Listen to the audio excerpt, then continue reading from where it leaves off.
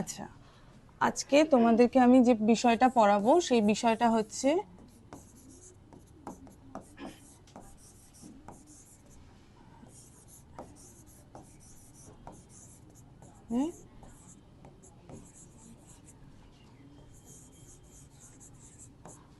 First আগের দিনের ক্লাসটা তোমরা একটু মনে করো। তোমাদেরকে আগের দিনের ক্লাসে আমি ডিএনএ সম্বন্ধে ছোট ছোট করে বলেছিলাম, আরএনএ সম্বন্ধেও বলেছিলাম, কিন্তু তার স্ট্রাকচারটা আমি বোঝাইনি। আমি তখন বলেছিলাম যে আজকের ক্লাসে এসে আমি ডিএনএ আরএনএ স্ট্রাকচার বুঝবো।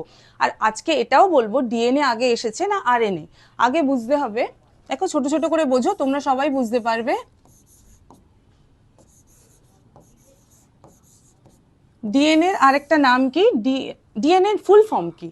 Deoxyribo nucleic acid. আর আরএনএ এর ফুল ফর্ম কি? Ribonucleic acid. ঠিক আছে, এটা স্ট্রাকচার যেহেতু বলছি তাই সবার আগে কি বলবো, সেটা কি দিয়ে তৈরি হচ্ছে।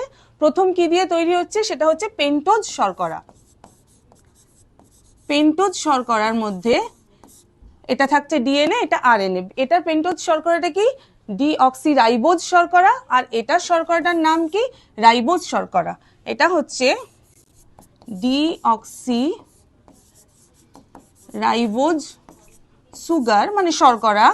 আর এইটাই আমরা কি বলবো, এটা শর্করাটার নাম কি? এটাও পেন্টোজ শর্করা, এটা হচ্ছে রাইবোজ সুগার।